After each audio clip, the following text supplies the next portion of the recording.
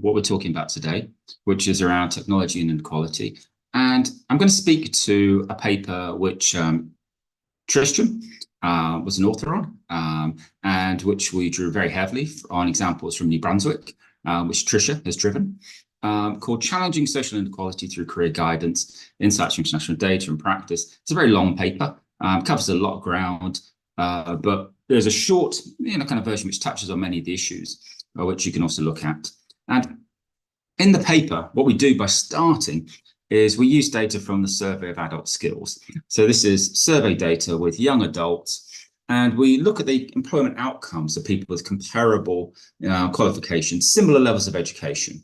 And then we think about, well, does gender really make a difference? Does social background make a difference? Does migrant status make a difference? So they've got the same ostensible human capital, they've got the same levels of education and so on, but are some people finding it easier rather than others to do well in the labour market? So we can ask, are they converting their academic success into successful employment? And that has an implication for helping us to understand how guidance systems can make transitions from education into work fairer. And we find, perhaps no surprise, I'm going to look here particularly about social background, that young people from more socially disadvantaged backgrounds struggle more in the labour market than their peers from more advantaged backgrounds. Here we use as a proxy or as a mechanism for understanding social background, where the parents had tertiary education, university education, or if they just their highest education was secondary school. And this is NEET rates. So how likely are you to be not in education, employment, or training? And we use data here from the countries which we have it available for. These are 25 to 34. And you see consistently the darker lines here is that these people are much more likely to be NEET than the more socially advantaged peers. And sometimes it's 2, 3, 4, 5 times more likely to be NEET. And we can also use in the same mechanism, we can look at earnings, we can look at representation in professional, other sort of so-called high-skill jobs. This is important because we know overwhelmingly students are focused on these jobs now. These are the jobs they want to get. PISA tells us about 2/3 of students want to work in the sector, and they're less likely to have a permanent contract. So we can conclude low SES students face greater barriers in achieving successful employment outcomes. So what's the role of guidance? And we have a model for understanding guidance and how it influences people's experience in the labour market. If you look here on the right of the screen, when you look at the sort of resources which people use in order to be able to get a job, well, the human capital they have, what qualifications they have, what level they have, what work experience they have. But that in and of itself isn't sufficient. They also use their social capital, the people they know, they can recommend them, they can provide useful information to them. But all this influences their own sense of agency, their understanding, their ability to visualize and plan their future, understand the different rules of the game in different parts of the world. And when we look on the left of the screen, we look at the sorts of guidance activities where longitudinal data sets, which follow cohorts of students from teenage years into adulthood, give us the greatest confidence that we can have strong employment positive outcomes linked to forms of career development. So how they explore, the sort of experience they get, how they think about themselves. And so you're developing a kind of like an argument here that young people from more socially disadvantaged backgrounds face greater obstacles in converting their successful school education into work. And guidance has a key role to play in enabling that conversion. So I think we would hope that young people from socially disadvantaged backgrounds have greater opportunity to engage in career guidance. But that's not the case. If you look across the OECD, this is data for 2018, but 2022 will be very similar. This is the odds of somebody from a high social background, and we put people into quartiles by social backgrounds. This is the highest quartile compared to the lowest quartile.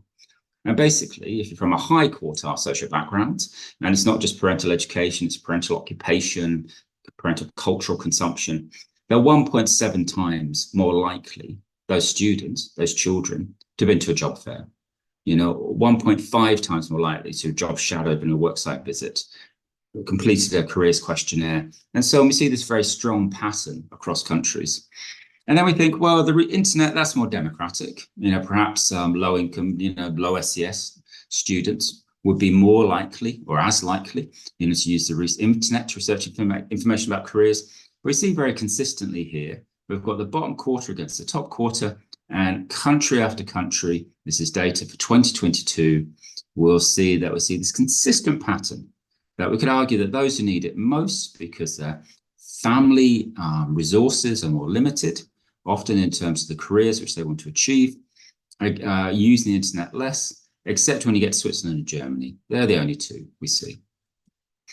And when we look at this data, what we see, look at the PISA data, what we see is that the more young people explore and experience the workplace and look into their career development, the clearer their thinking is, the more likely to be certain about their ambitions or have a clearer idea. It may change, but to have a clear idea. And we ask some questions about that in PISA. They're more likely to be ambitious for themselves. They're more likely to be aligned in their educational plans and their economic plans or employment plans, and they're more likely to show that they understand that kind of working hard at school will help me get a good job, have this intrinsic motivation, extrinsic motivation, and then education will help you. And you see here that consistently, low SES students from low socioeconomic backgrounds are demonstrating career thinking, which is less productive, less strongly linked to better outcomes than the high SES peers. And you might just say on ambition, well, the high SES students probably getting better grades. But if we control for the grades, we see the same pattern that, the lower SES students are less ambitious, kind of for themselves. So we have these patterns which are emerging. We have a context here, kind of young people from low SES, low socioeconomic backgrounds, need more support to achieve successful transitions, but typically they receive less career development than high SES peers. So our question is, how can guidance systems make use of digital technologies to create more equitable guidance systems? So I'm going to ask Tristram if he'll follow me here, and then go over to Tricia, and then hopefully we'll have time to have a bit of discussion and debate about this. So that's where I'm going to pause and stop, and over to you, Tristram. Okay, great. Let me just share the screen. So as Anthony says, the paper that we did was pretty broad. It wasn't just about technology. Obviously, it covers a lot of issues. Well worth having a look at if people haven't looked at it yet. But what I've tried to do in this is to pull out some of the issues in relation to sort of technologically mediated career guidance and think about where that might be particularly useful in these issues of addressing inequalities. And I'm sort of drawing on some other work I've done as well. So I mean, let's start with, what we're talking about in terms of career guidance. Now, you've probably heard lots of definitions of this, but this is one that I developed with Ronald Sultana and Brea Thompson in a book that we did called Career Guidance for Social Justice. And one of the things that we emphasized in it was the idea that career guidance, when it's acting for social justice or to challenge inequalities, is not just about a sort of relentless focus on the individual. It's also about communities, about groups, about societies, and supporting people to think about their futures, but also the futures of the people around them, and to construct various kinds of sort of actions that they can take in order to move their lives forwards. And I think it really chimes with a lot of what Anthony started with these ideas around social and cultural capital. That, when we're trying to build people's capacities, of course it's about skills, and of course it's about knowledge. It's also about embeddedness in community. It's about being able to draw on the people around you and so on. So going back even further, back in the sort of, well, over 10 years ago, probably more like 15, I did a paper for the UK Commission for Employment and Skills, and we looked at how can technology support career guidance, and we argued that there were really three ways that it worked, or most of the technologies we'd seen at that point worked, and it may well be there's new things now, but I think there's still functions as a useful typology.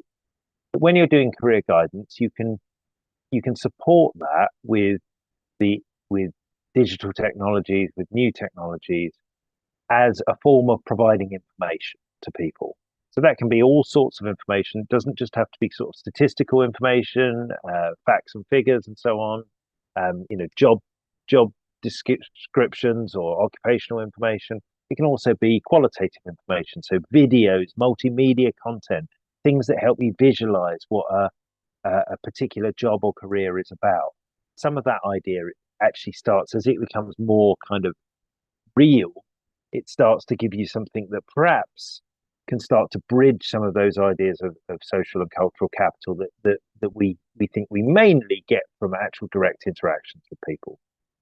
The second thing is we can have forms of automated interaction. Obviously, there's a lot of discussion at the moment about AI, but we were talking here about all sorts of ways in which you can use technologies to replace some of the things that perhaps previously might have been done by careers professionals. And a classic example of that would be something like a career assessment. So we can get somebody to fill in some questions, give them some initial ideas, some ideas about what their competencies are, what they're good at, but also what might be out there for them. And that's a very good use of digital technologies. We also perhaps might think about things like simulations and virtual work experience and things might come into this category. But in a way, the bit that I'm most interested in is that we can use digital technologies not as a replacement for human beings, but actually as a way of sort of more efficiently connecting human beings up together, also doing that in new ways. So we then broke that down between sort of one-to-one. So we might have career counselling, but we might do it online.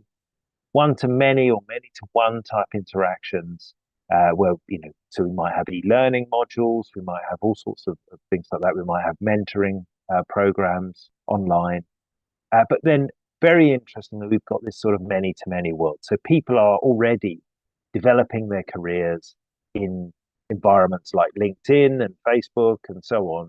So how can we make the most of this? So this was our attempt to sort of sketch out where we think these digital and new technologies might be useful to career guidance. And recently, one of the things that I've been trying to do with some colleagues in Norway is to develop this model which we've called integrated guidance. And so in this, we start to think about not just are we doing career guidance face to face or are we doing it online, but actually what's the appropriate blend between those two things? And assuming that in the kind of modern world, people are often going to move between one and the other, regularly. So we might start, for example, in a classroom, and then we might give students activities to go away and do online as homework. Or we might start working with people remotely, running a course for them, and then bring them together for a meetup. So there might be all sorts of different ways. And so what we've then tried to do is to flesh out some ways of thinking about that. And our argument is that in order to do that, you need some kind of underlying philosophy, which we've tried to infuse with some of these ideas of social justice, a pedagogic approach, which views career as a process of learning. And then we need what we call instructional design, which is technically, how do you put this together? And particularly, where do you make decisions about different tools and technologies? And so the idea is that in this model, the instructional designer, the careers professional, the educator is in charge, and then they're using technology in a purposeful way. So technology is supporting the career learning of their students rather than driving it on its own. So this is some of the sorts of thinking we try to do. So, part of our argument here is that while we're very excited about digital technologies and think they're very important and can offer huge amounts of opportunities, they're not right for everybody in every circumstance at every time. And this kind of, if your only tool is a hammer, you'll see every problem as a nail. It's a very good sort of idea, is that we try and start with the learner, with their issues, with their problems, with their needs and concerns, and then we move to what's going to help them, rather than starting with the technology, which I think is always the temptation when you're doing technological things.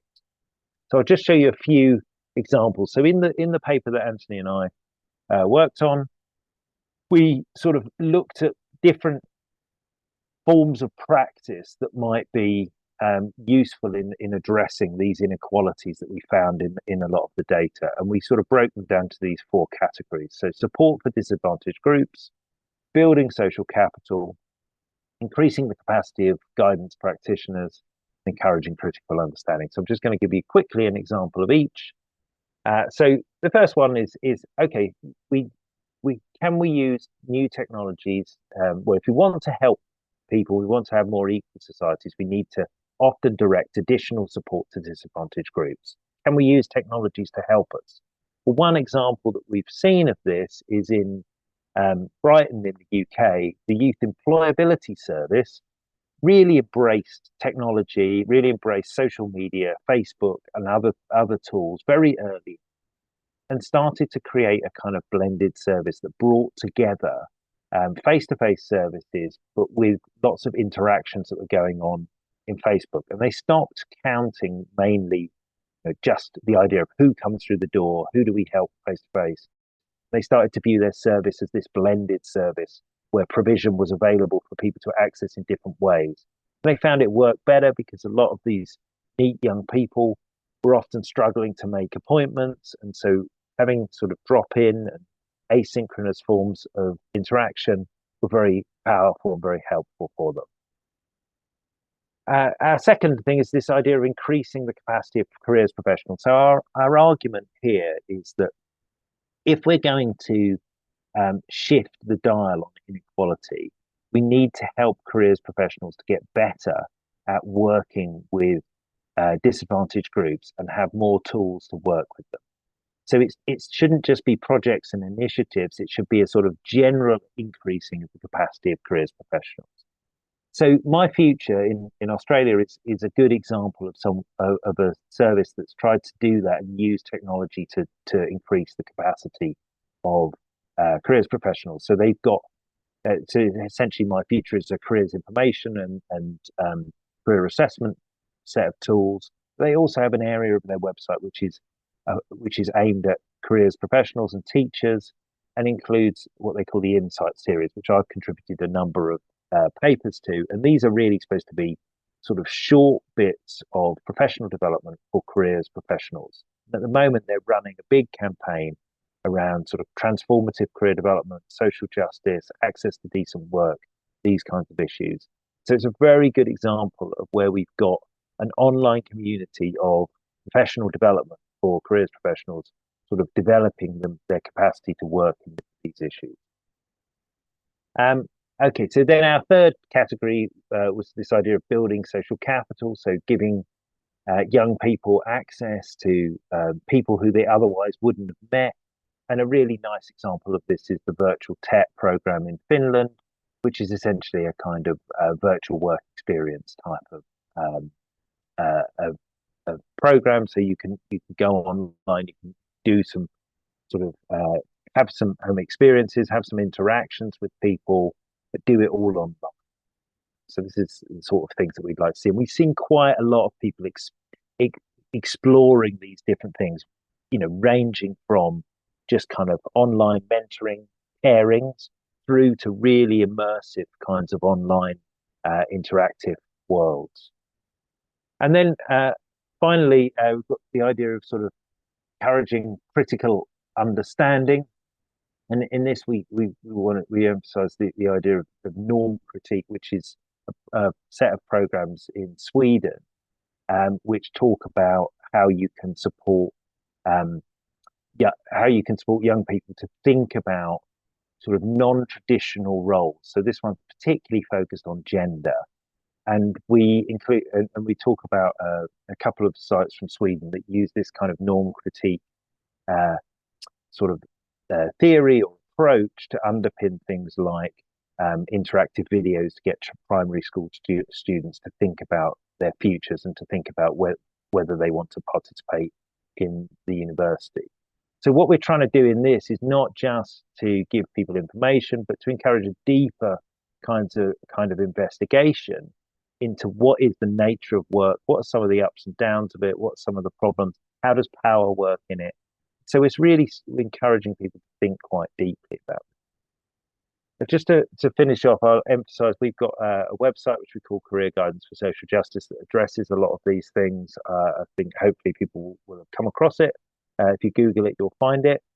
Got various references to things that I've mentioned here today. The slides will be available, and there's my contact details. But I'll hand back to Anthony now. Hopefully that gives you some insights into some of the kinds of possibilities that we're thinking about.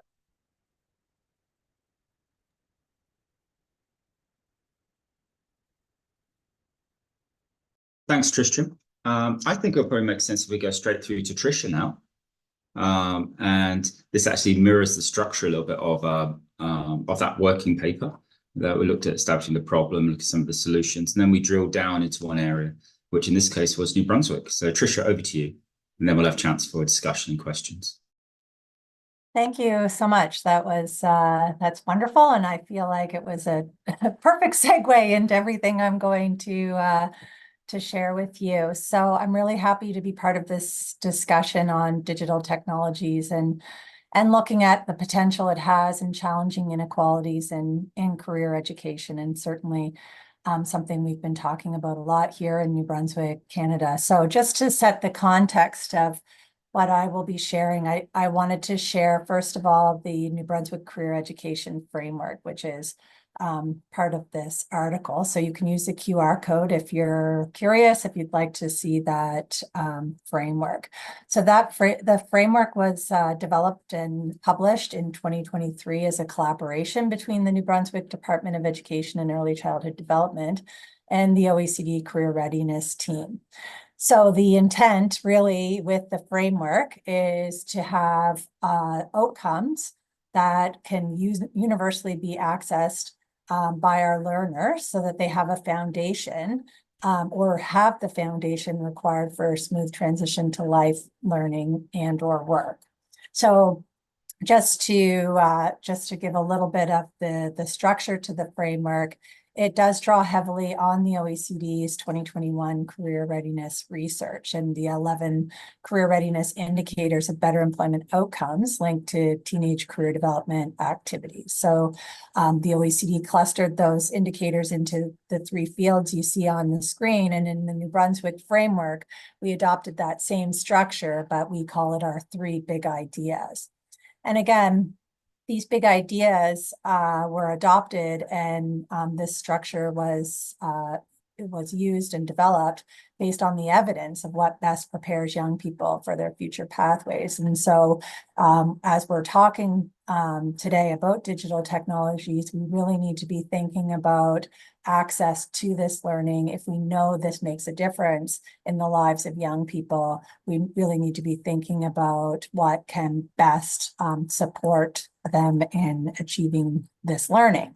So just to show you what it looks like within the framework, each big idea featured at the top of each page has related outcomes in the left-hand column. And then we have broken it down by our 5 stages of the educational continuum, showing what it looks like when students are developing this learning and these competencies and knowledge all the way to the end of high school and graduation.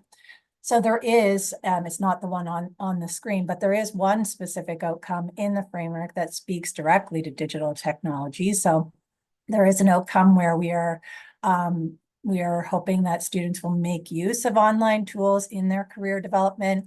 So it's not the end all be all. However, I would point out that if we start looking through all of these outcomes, that digital technology does play a big role and is instrumental in many or most of the outcomes happening within the framework. For example, if we think about a learner accessing reliable and current labor market information, where are they getting that? That's coming more than likely from an online source. If we think about our learners and needing to access accurate and up-to-date information on post-secondary education entrance requirements, more than likely all of that is going to be obtained through online learning. So we rely a great deal on digital technology and or a knowledge of how to use digital technology, or what we call digital literacy. So in saying all of that, Anthony mentioned this in his slides, But we are really keeping with the approach behind the development of the OECD career readiness indicators, in that our framework is really aiming to encourage those forms of human, social, and cultural capital that shape access to opportunities. So career education advantages our learners. So if it is not equitable and accessible by all, we're placing barriers, limitations, and disadvantage on some of our learners. And to what we've heard, it's often those who have historically been most marginalized that continue to be. So we really need to consider digital technology in how it can support learners in achieving the outcomes in the framework. We need students to have access to that learning that will provide them with that advantage. So we need to consider how limited access to digital technology may be further marginalizing or restricting some in their ability to further develop their digital literacy skills as well.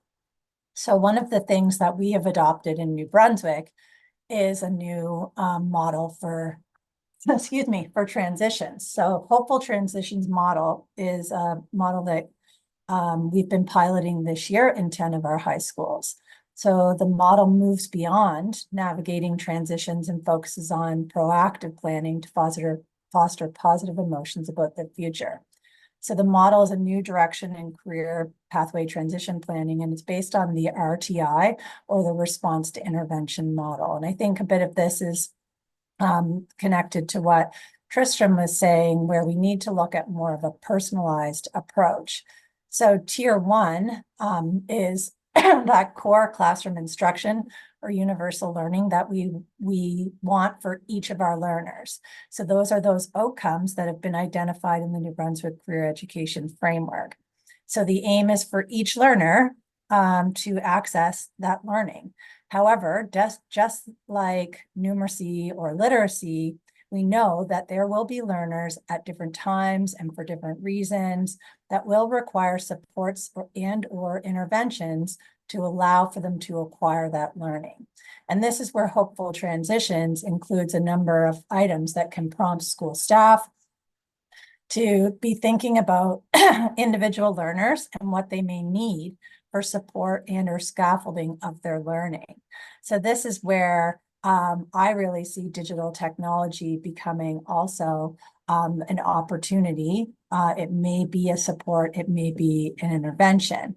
So when we look at tier 2 supports and interventions, these are those for some learners in small groups, typically in order to acquire that tier 1 learning.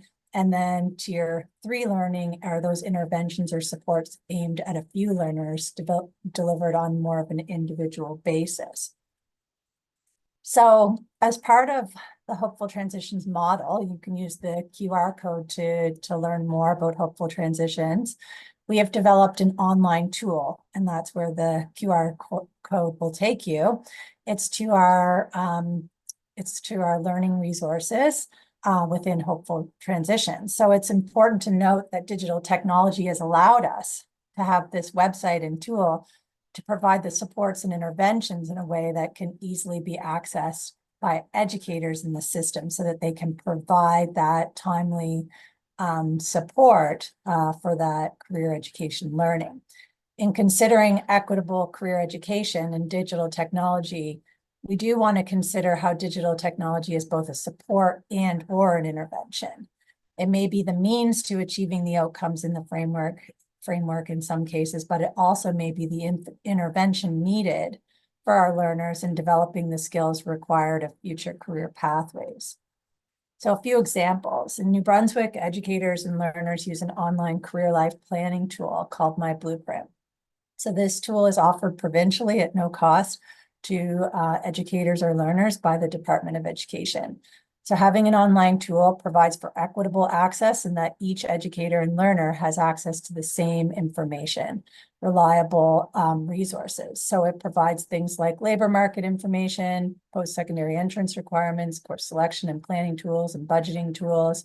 So it provides provincial access. Providing provincial access to this tool allows for learners to have the means in acquiring many of the outcomes in the framework, regardless of the career-connected learning capacity of their school, and or that of their family.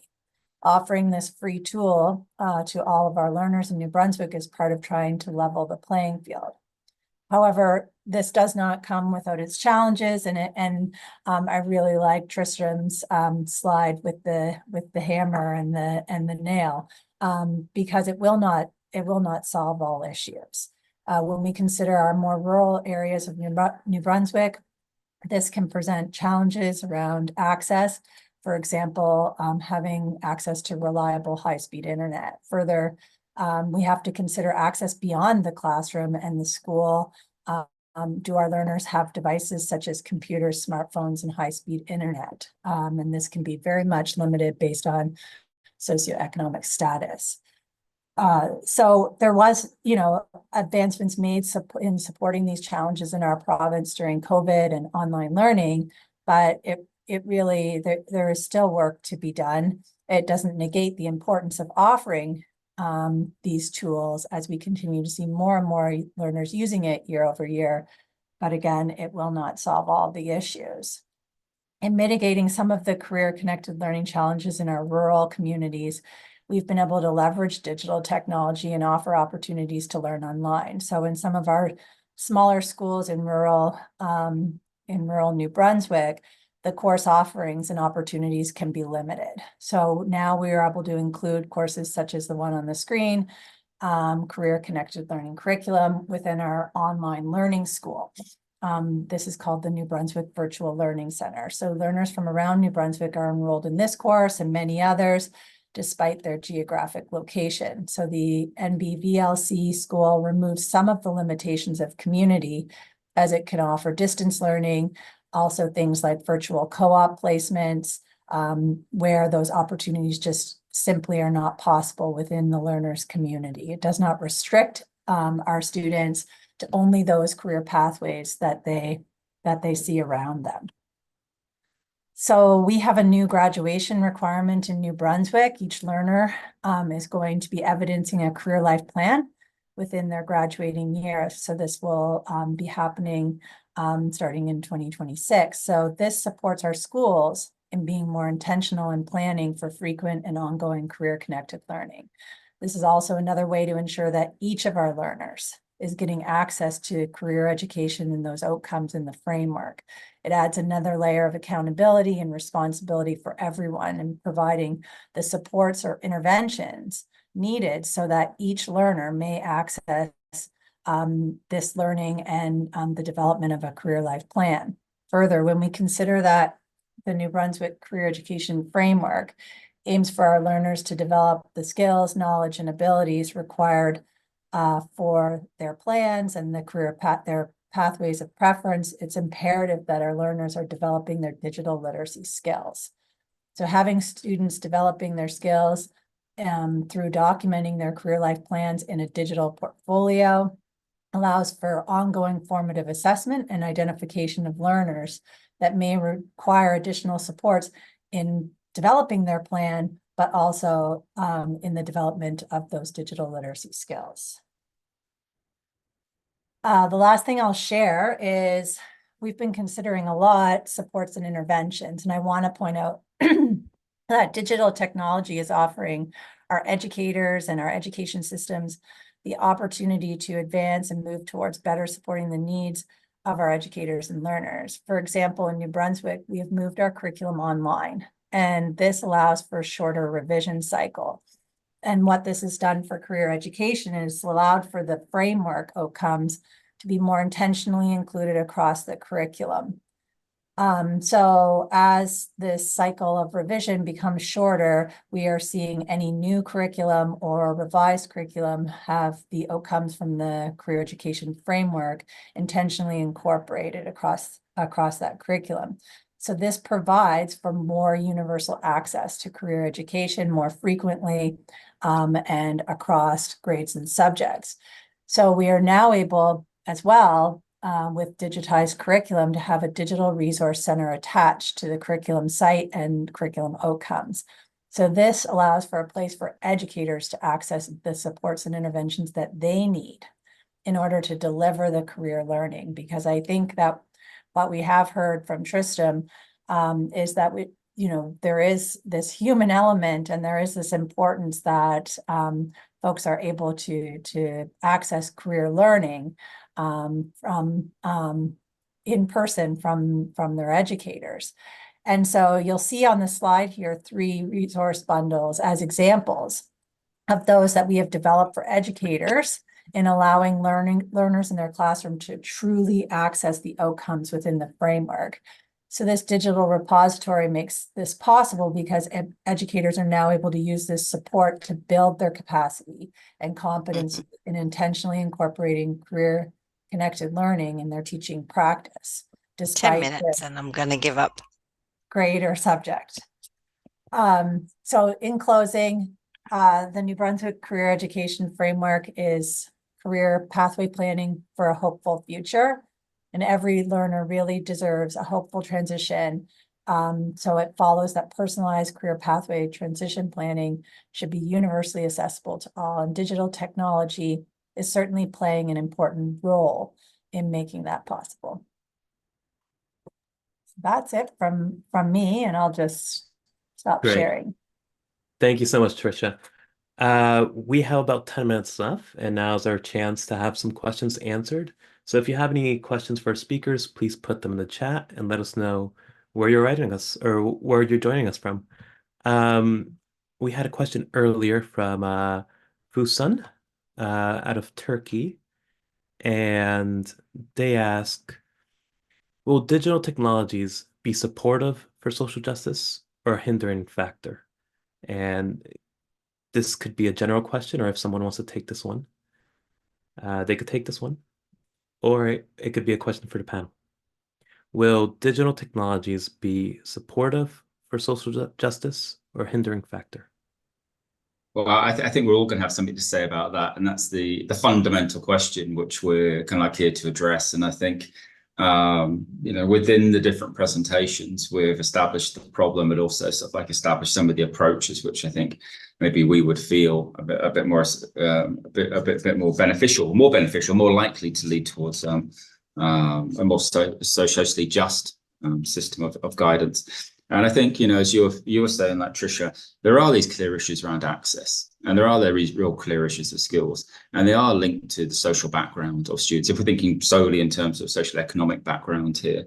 But also we need to have, there's kind of like the risk in this that we can be moving towards a more of a view that career development becomes a private thing that somebody does, perhaps more in their own time, because they are resources which they can use in their own time. And even within an educational setting, we need to make sure that understanding, that confidence is there to be able to make full use of it. And you could imagine that, as new resources become available, and as we saw in that slide from PISA, that it is the more socially advantaged students who are taking more advantage of these new resources as they do become available. And it seems to me that we kind of do need to ensure, if we're going to have confidence that the technologies are going to lead to a greater level of social justice, we need to be thinking about a social justice model, both at a national or a provincial or jurisdiction level and institutional level, to ensure that they're used in sort of targeted ways, that they're used as additional resources, as you were saying, Tricia, thinking about those stages going up in the pyramid, and that we don't run the risk of just leaving it to the students themselves to make their own ways forward, but we do use them as like a targeted additional resources, which can free up time of guidance counsellors to spend more time with their students in greater need. But that needs to be within a kind of like a model of practice. And I think that's probably our starting point. But Tristram, you might want to come back there because it's something you've thought about a lot. Yeah, I mean, broadly, there's a bigger question than career development, isn't there, about whether technology has a positive or negative effect on society. And, I think broadly, the cop-out answer, but I think is the right answer, is it depends how it's used, and it also depends in whose interest it's used. And that's true in terms of career development. But I think what the specific issues that I think we've all talked about in different ways that play out in career development is essentially, is technology used to extend access, to deepen possibilities for people, to offer new opportunities for different kinds of experiences and opportunities that otherwise wouldn't be available? Or is technology used as a way of essentially replacing human services and cutting costs? And clearly, if it's one, and I think it can do an awful lot of things. I mean, some of the examples Tricia just gave were really excellent sorts of examples of that kind of approach, where you're saying, well, yes, we want to root it in our school system, we want to offer opportunities, but we also want to recognize some of the limitations that has and offer alternatives and extend what schools are capable to do through technology. So if we approach it in that way, which is what we kind of talk about as integrated guidance, then I think it's got huge possibilities. But lots of governments see technology as just a cost-saving thing, and I think if you go down that route, there's a big danger with it. Well, Tricia, of course, you are in the government.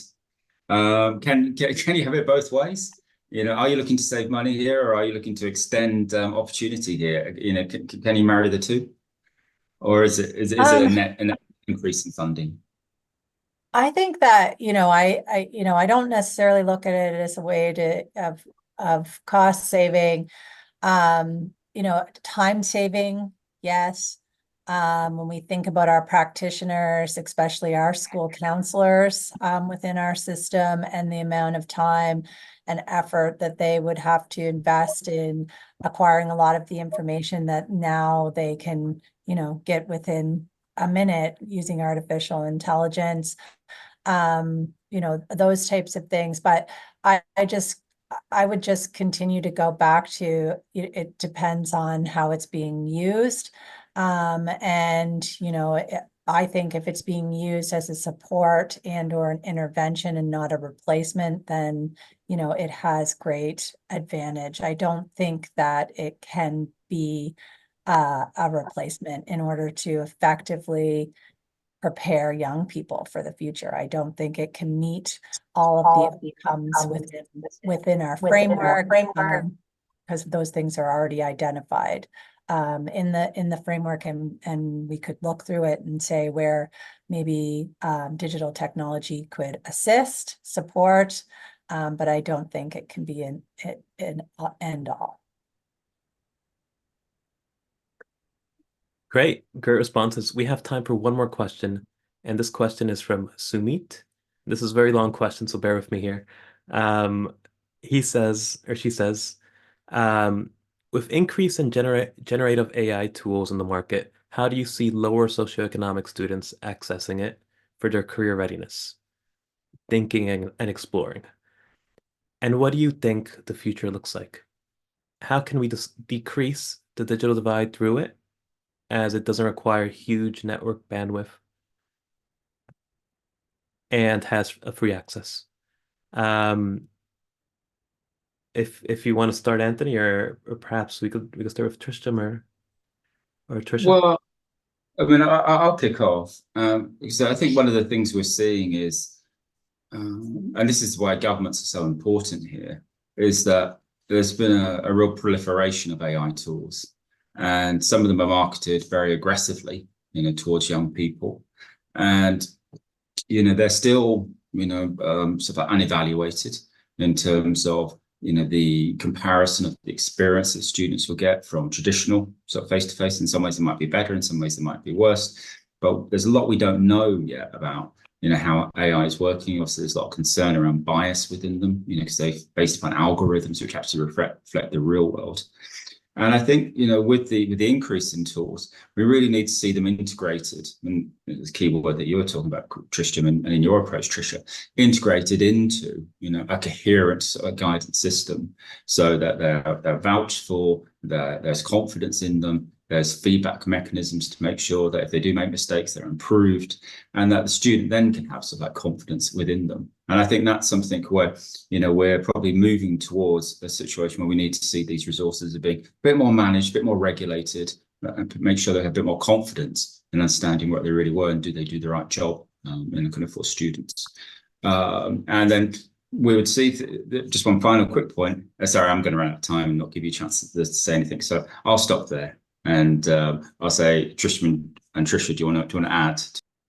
Yeah, I would just add that, there's just really this education component that, we can't forget the value of the facilitation of that learning. And so, everything Anthony just mentioned is what I would say is that we need to support all of our learners, but, we really need to consider those that were mentioned in the question in learning to critically analyze and to learn how to develop their digital literacy skills, their digital citizenship, to analyze that bias within artificial intelligence and be able to have that learning happen so that everyone is developing those particular skills, is what I would add.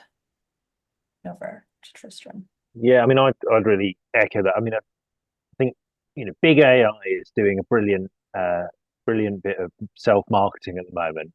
Even if a lot of that is expressed through the idea that it's terrifying and going to take over the society, but in reality, a lot of the AI tools are not able to do a lot of the things that they're purported to do, or at least not to do them very well.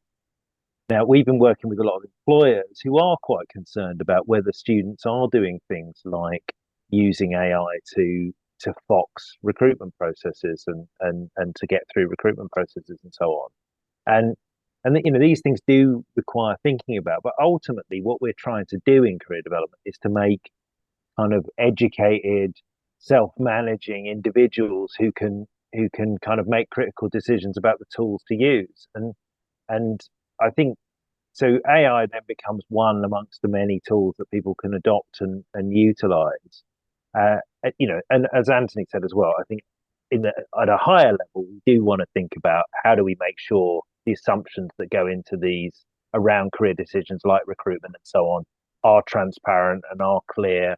And there's probably a role for regulation or at least kind of clarity about what's being involved. But yeah, there's lots of issues here with Gen AI, but I feel like we want to be a bit careful about them and not to overreact for something that at the moment often doesn't do what it's supposed to do.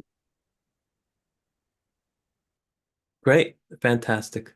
Well, thanks again to Tricia, Tristram, and Anthony for joining us today. And thanks to you, our audience, for your questions. The breakout rooms will close soon, and the final session, the closing debate, will start now. Many thanks again to all of you, and we'll see you soon in the next session. Thank you.